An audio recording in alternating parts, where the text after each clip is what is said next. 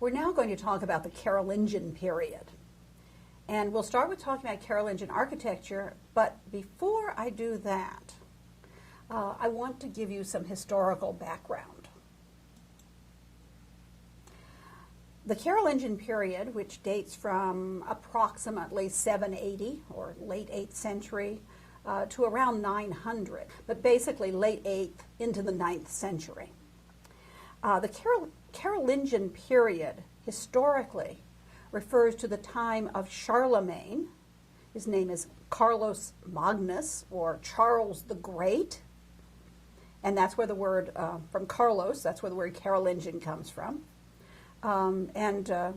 Charlemagne, Carlos Magnus, lived from 768 to 814.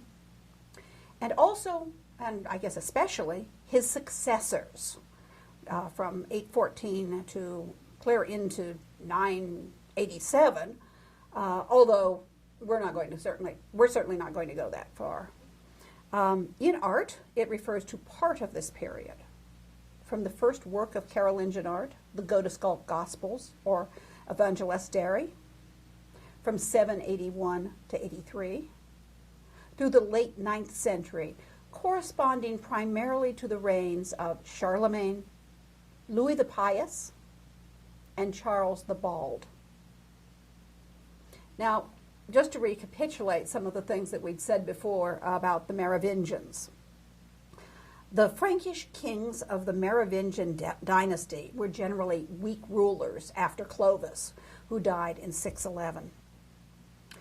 And most of these Frankish Merovingian kings delegated their authority to the mayor of the palace, the Maior Dominus. He was the chief administrative officer. You might think of him as a kind of prime minister. And the mayor of the palace administered the kingdom. He did the work.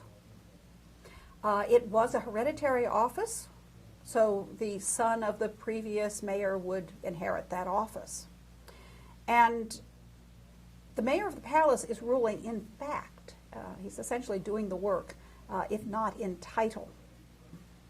Charles Martel's son, Pepin the Short, also known as Pippin the Short, you'll see it spelled both ways, P-E-P-I-N or P-I-P-P-I-N.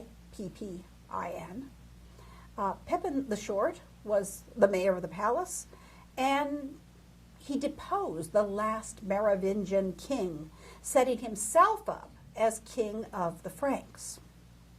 This was confirmed by Pope Stephen II, who anointed Pepin as king of the Franks in 754 at the Church of Saint-Denis in Paris. Now, this marks the beginning of a very close relationship between the Carolingian monarchs and the popes, and Saint-Denis becomes an anointing and burial place for the kings of France. Pepin, for example, is buried at Saint-Denis. His grandson, Louis the Pious, is buried at Saint-Denis. Kings for many, many, many, many generations were buried at this church. Charles the Bald, who would be the great-grandson of Pepin, later became the lay abbot of Saint-Denis, as well as the emperor. And Saint-Denis enjoyed royal patronage. In 768, Pepin died, and he had two sons, Carloman and Charles. Now, you're probably familiar with the English method of primogeniture, in which the oldest son inherits everything from his father. However, the Frankish law was quite different. The property, the territory of the father was divided between the sons. So Carloman inherited part of the kingdom, and Charles inherited part of the kingdom. And you can also see the problem with this. If every generation you're having more than one son and you're dividing your territory further and further, the territory becomes very small. So this would be a great impetus for going out and conquering neighboring lands and bringing more and more territory into your control, because Charlemagne died in 771. And so he left no issue. So the Frankish kingdom was united under Charles. And Charles, of course, is known as Charlemagne, the king of the Franks. As we said, Charlemagne is the French for the Latin Carlos Magnus, or Charles the Great. In German, it's Karl der Groß. And he is certainly one of the most famous figures in history. And then there's a very interesting event that occurs. On Christmas Day in 800, Charles was in Rome. And he went to Mass. It's Christmas Day, he went to Mass. And the Pope crowned him the Emperor of the West. Now, that's the title that later becomes the Holy Roman Emperor. I believe it starts in the 12th century under Frederick Barbarossa. But we apply that title retroactively sometimes to Charlemagne. So sometimes you will see him in books and other places being called the first Holy Roman Emperor. But actually his title was the Emperor of the West. You'll remember that there were no more Roman emperors after the 5th century. And so there was this length of time, of centuries, with no Roman emperor. The Byzantine emperor was the sole Roman emperor, the emperor of the Eastern Empire, the Byzantine Empire. And now the Pope is saying, we have a Western emperor. It's Charles. It's a Frank. Now, there is some question about why did the Pope crown Charlemagne. And Charlemagne is supposed to have said that had he known that he would be crowned, he would not have come to Mass that day. Nobody knows if he's being disingenuous or if he really means it. And why would he possibly mean it? Well, one possible reason would be by the Pope crowning the emperor, it establishes a precedent for giving the Pope the power to create an emperor and suggests the primacy of the Pope over the emperor. Now, that doesn't seem to be a huge problem at this time, but later on it does become a huge problem, and it's one of the great issues that goes on for centuries. It seems to reach a head in the 12th century, and it's a huge problem for politics, religion, and history. Who's in charge? Is it the Pope? Does he have the right? Does the Church have the rights over the state? Or does the state have rights over the Church? And of course, that whole problem is the reason that eventually, in the new American Republic, the United States of America, they decided to separate church and state. But that was not the case previously.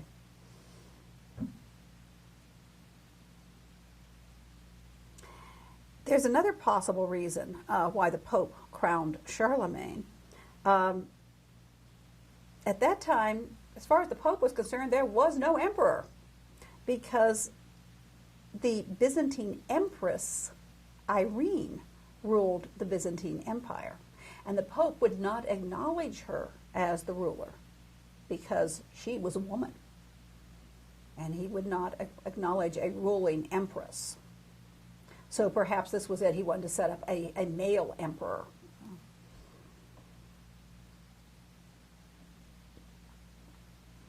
I suppose the Byzantines thought this all very odd. They probably regarded the Westerners as nothing but barbarians. And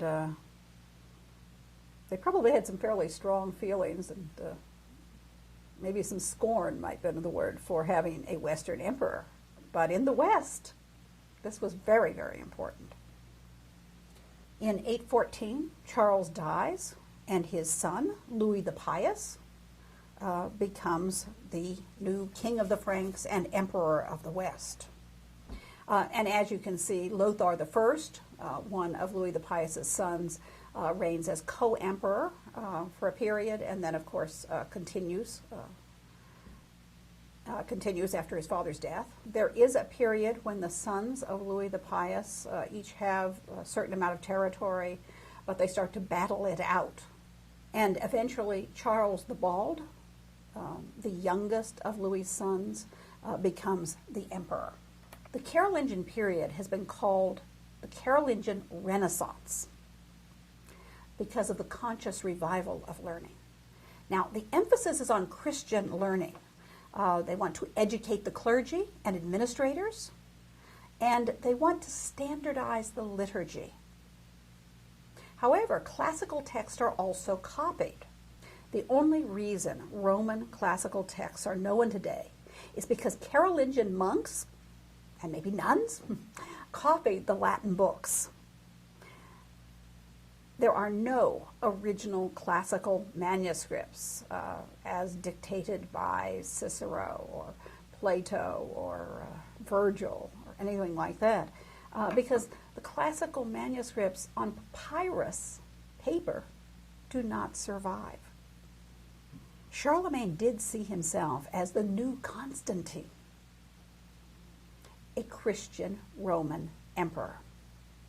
The Carolingian Empire included pretty much of what is today France, Germany, northern Italy eventually, because of course Charlemagne goes out and expands his kingdom. At the beginning of the Carolingian period, education and liturgy were in poor shape. In the 7th century, when St. Boniface came to Germany, he found parish priests who could not even say the Lord's Prayer. Even the clergy were uneducated, and many priests could not even read the Bible.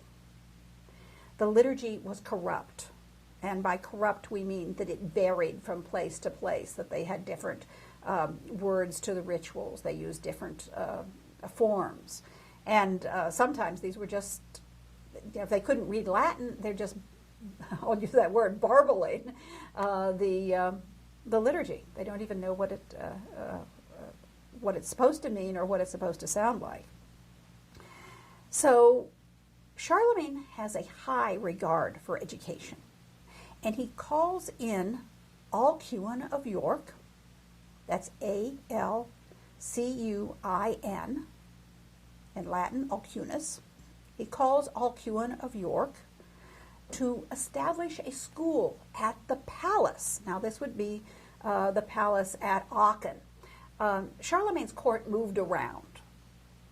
He would go on progress to different parts of his kingdom.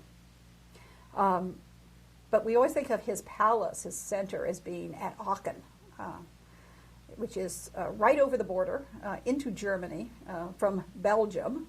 So if you were going from Brussels, soon after you pass the border into Germany, you would reach Aachen, and then of course if you continue, you end up in Cologne or Cologne.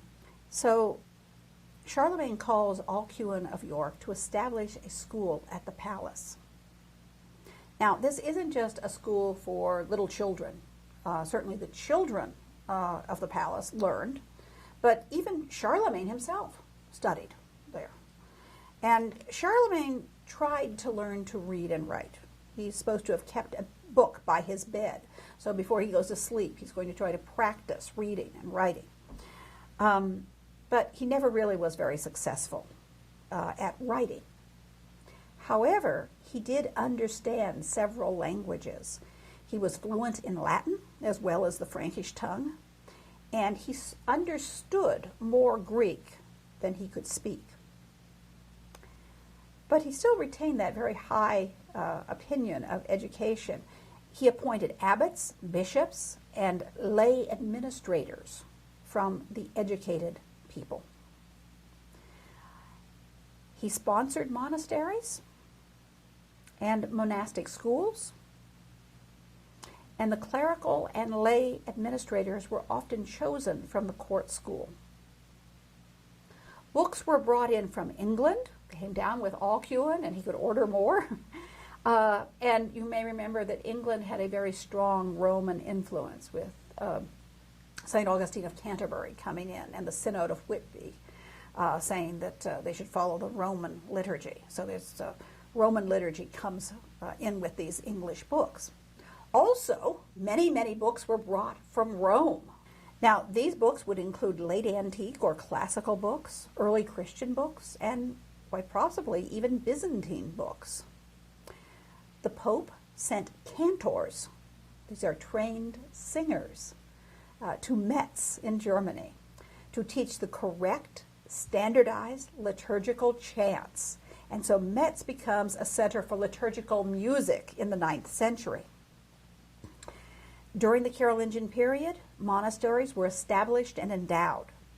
Their scriptoria copied the manuscripts, both Christian and classical texts.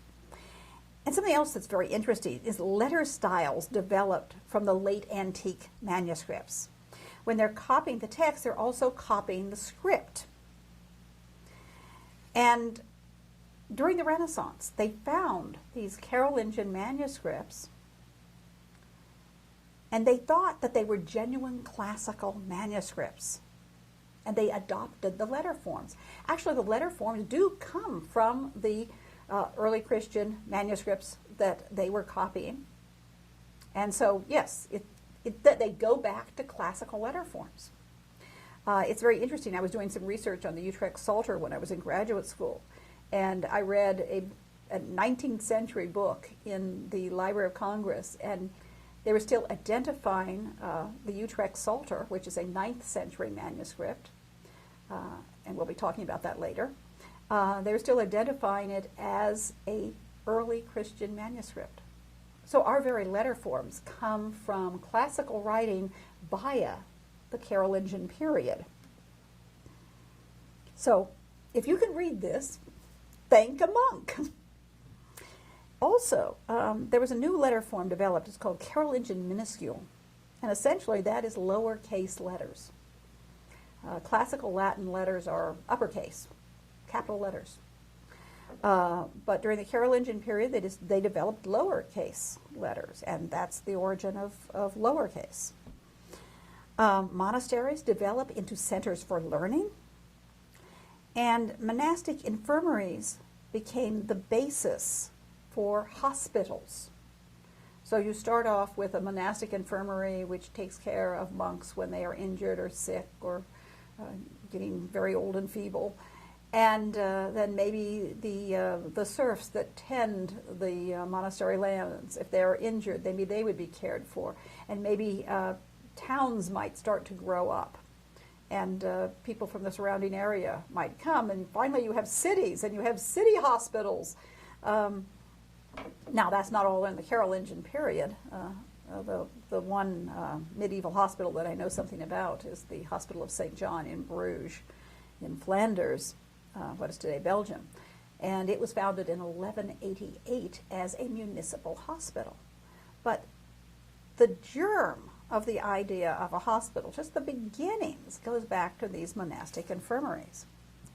But if you think about just that little germ of a beginning, you could say that the Carolingian monastic schools develop into today's education for the masses. Now, they generally weren't educating the masses. Certainly the serfs were not going to be educated. But as it became more important to read and write and have an education, more and more noblemen want themselves and their sons, and sometimes even their daughters, to learn these new skills, as well as, of course, for the clergy. And so the monastic schools take both people destined for the church and sometimes people destined for a secular career. And occasionally, and this is very occasionally, a person of more lowly origins, for some reason, gets a chance, gets noticed, gets a chance in a monastic school, and rises. And I think of someone like Hincmar of Reims, who became the Archbishop of Reims, one of the most important people in the kingdom. So it wasn't very often that someone could rise from their position by education and perseverance, but every once in a while it happened. So that, you could say, is the Carolingian period, is the beginning of education for laymen. And we do think that there were some educated women during the Carolingian period, Charlemagne's daughters, of course, and there are some letters that have been written by Carolingian women. So we know that in some places, palaces, noble households, and definitely in convents, there was even the beginning of education for women. As again, not widespread, just a little bit. Okay, let's look at the architecture. Give you historical background. Now we're going to look at the architecture. And what you're looking at here is the Palace Chapel of Charlemagne, or the Palatine Chapel of Charlemagne. It's located in Aachen, in Germany, and a good date for it is around 800. It was erected between 792 and 805. Now, in this case, we actually do know who the architect is. His name was Odo, and he came from Metz. So his name is Odo of Metz. Now, we say architecture. There was no separation of architect and mason or builder at this time. When we start to see that separation of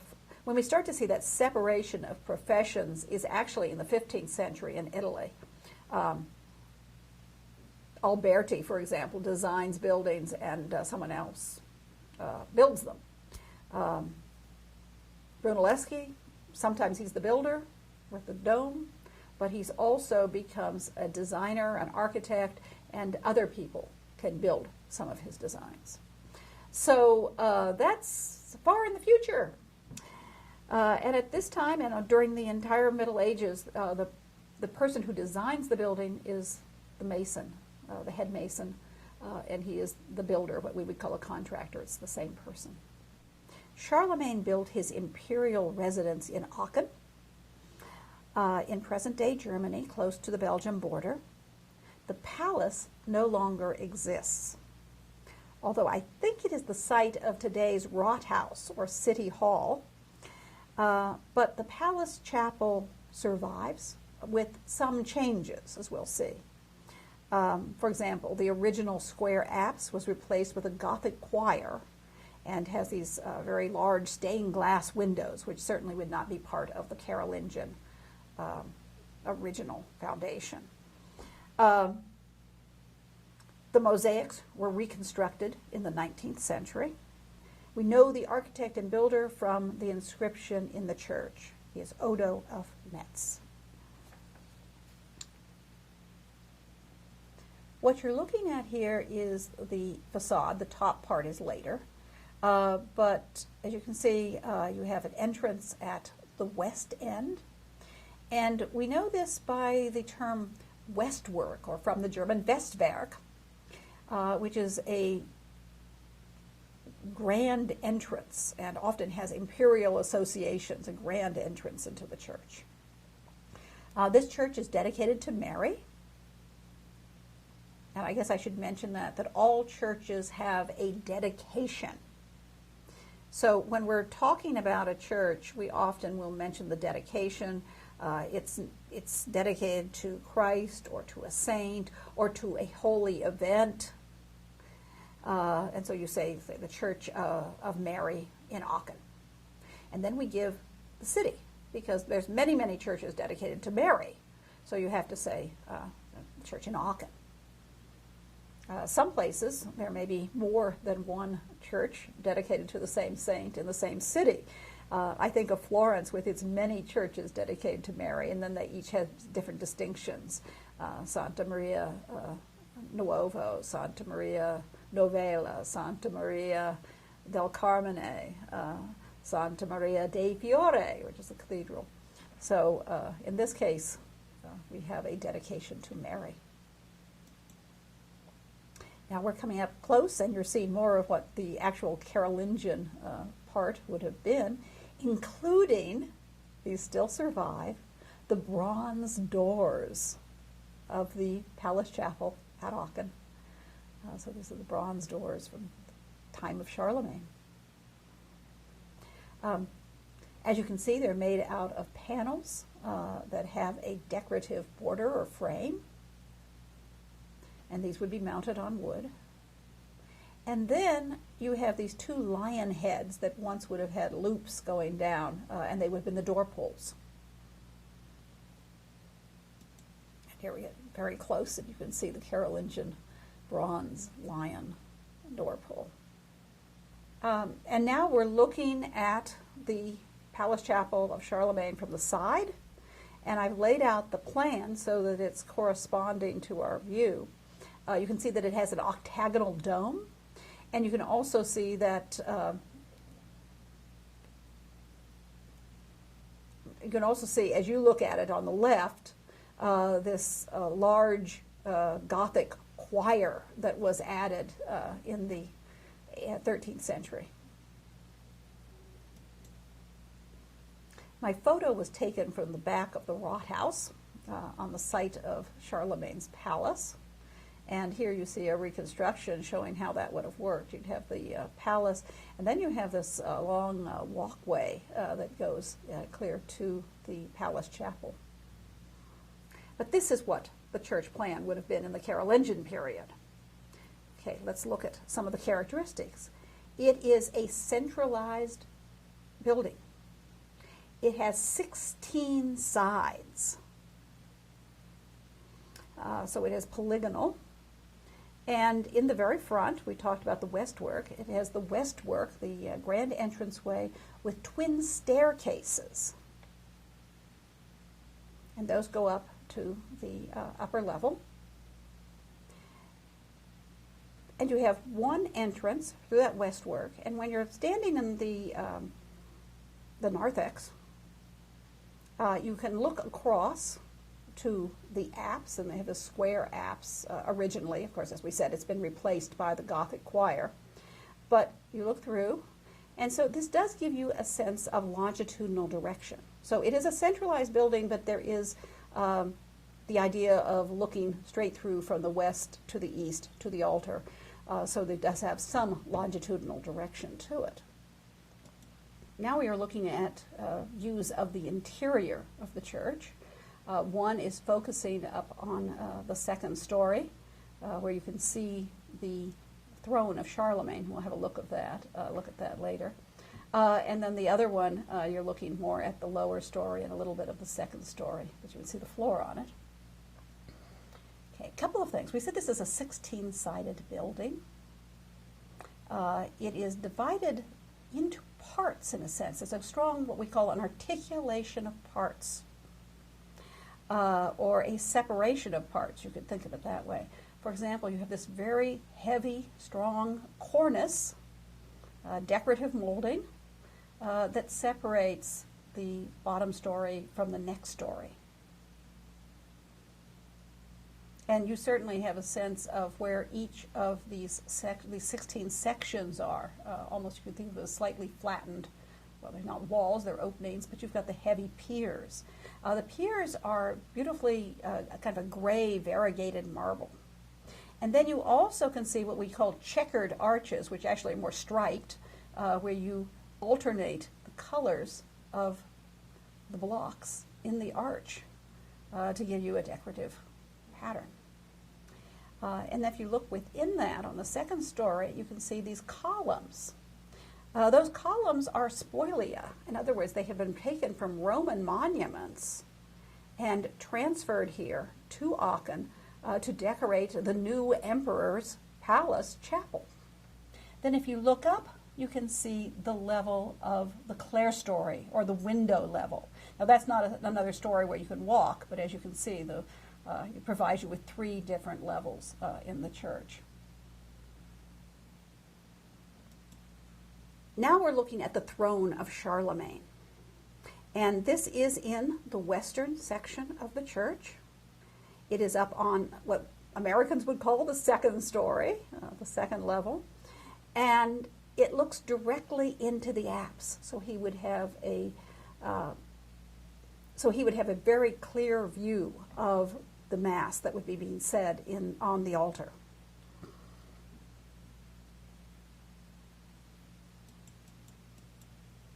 And looking even higher, we're looking into the Octagonal Dome. So you see masonry vaults and an octagonal dome. And this one is decorated with mosaics. The mosaics come from the 12th century. The emperor, the Holy Roman Emperor Frederick Barbarossa would have been the patron for these. And they have been reconstructed in the 19th century, but to the same subject, presumably, as much as they could tell about what was left. And now we're looking up into the Octagonal Dome. So you have masonry vaults and an octagonal dome. And the mosaics were placed in the dome in the 12th century. The patron was the Emperor Frederick Barbarossa. Originally, there had been frescoes in the dome. Now, the mosaics that we see today in the church are 19th century reconstructions. However, they do have the same iconography. They are trying to repeat what was placed there in earlier periods. In this case, the iconography is the apocalyptic Christ enthroned with the 24 elders, so as seen from the book of Revelation. And you may also see around the very center, you have these winged creatures, and those, of course, are the tetramorph, the four living creatures that sing Sanctus, Sanctus, Sanctus. Now we're looking at the ambulatory. This is the walkway around the center section. It has groin vaults. A groin vault essentially is when you cross a rounded barrel or tunnel vault. And the appearance is almost like four concave triangles.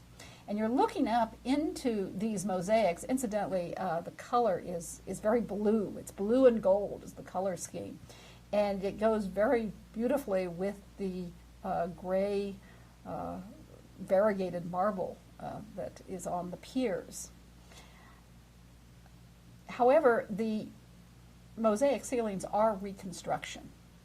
Presumably they are trying to reconstruct what was originally there in the 9th century. And they're very beautiful, and they're splendid. Charlemagne modeled his chapel on San Vitale in Ravenna. But the changes that Odo made are significant for the future of Western architecture. And the changes that we see here and some of the elements that we see here prefigure later Western architectural design, things that we see in the Ottonian and the Romanesque period, in the 11th, 10th, 11th, and even a little bit into the 12th century. And they prefigure later Western architectural design. This would be the Ottonian and Romanesque period. So we're talking about the 10th, 11th, and first half of the 12th centuries.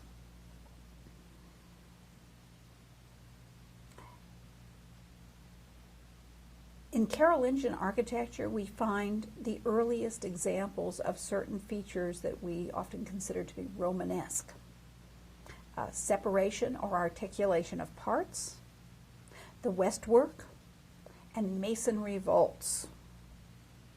What we want to do is compare the Palace Chapel of Charlemagne with the Church of San Vitale. Why would he have used San Vitale? Well, for one reason, it had imperial associations. You will remember that San Vitale was founded when the Byzantines retook some of their territory in Italy. And also, in San Vitale are the mosaics of the very famous Byzantine Emperor Justinian and his wife Theodora.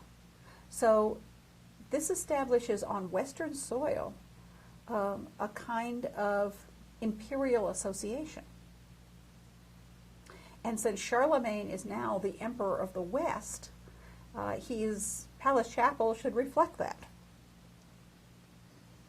So, what are the similarities and what are the differences? They are both centralized churches. They both have an imperial connection or association. They're both polygonal. However, San Vitale has 8 sides, and the Palace Chapel of Charlemagne has 16 sides. They both have 3 levels if you count the clerestory, not 3 levels, 2 levels where you can walk around, and 3 levels counting the clerestory. But then there are some differences. Aachen, as we said, also has a longitudinal axis. You enter through the west and you look straight through to the altar in the east. And this establishes a longitudinal axis from the single entrance to the altar.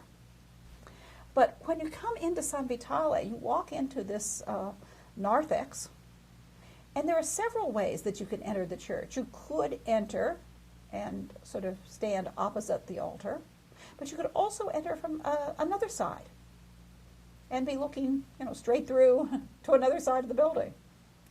So it does not have that strong longitudinal axis. One entrance is simply not opposite the altar. The other thing is, you look at San Vitale, you see these curving walls.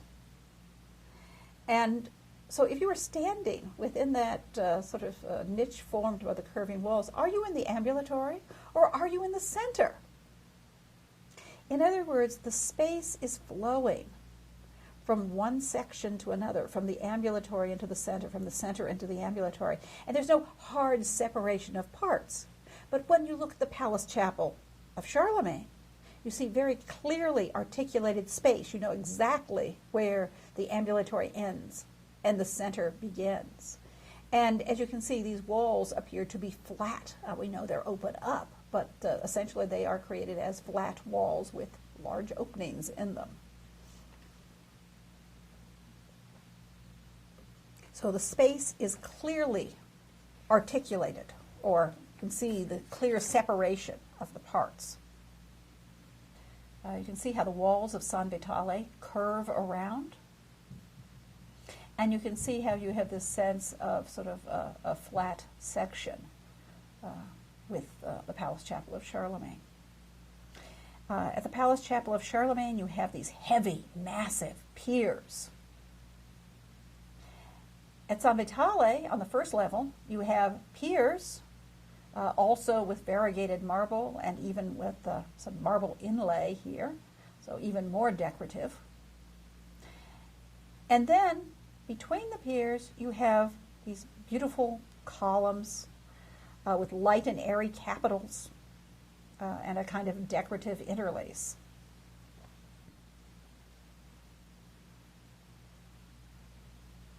Now, you see the capitals on the second level of the Palace Chapel. In case we said that they were spolia, they were borrowed from classical Roman buildings and shipped to Germany. The color scheme is a bit different.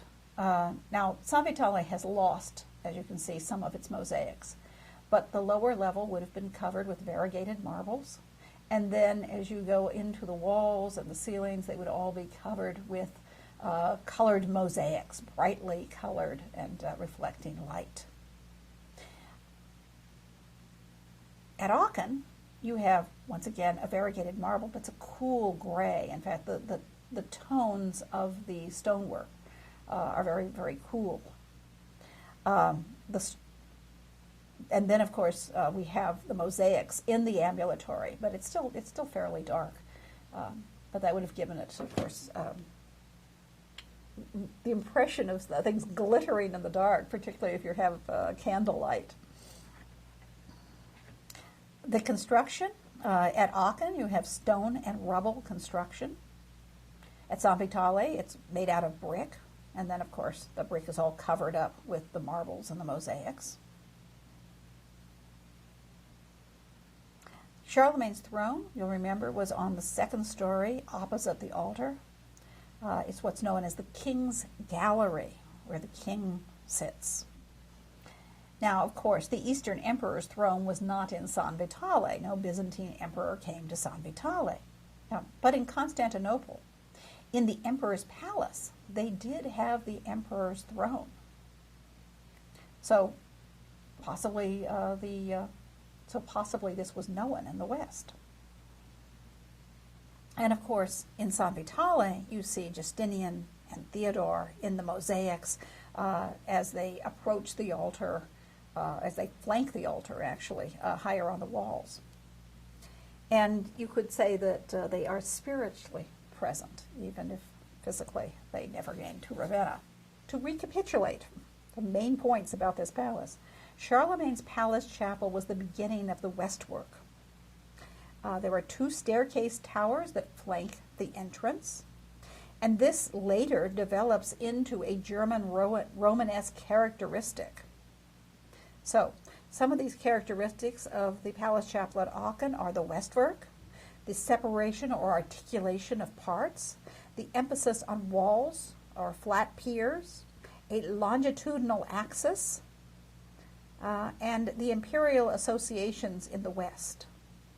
Now, I should mention, of course, the longitudinal axis is nothing new. It's a revival from the early Christian basilica, but here combined with a centralized church. Like Hagia Sophia, Charlemagne's palace chapel combines the longitudinal and the centralized plan. And of course, we do see the imperial associations in the west, both the columns that are brought from Rome and from Ravenna, and the idea of modeling it after the Church of San Vitale in Ravenna.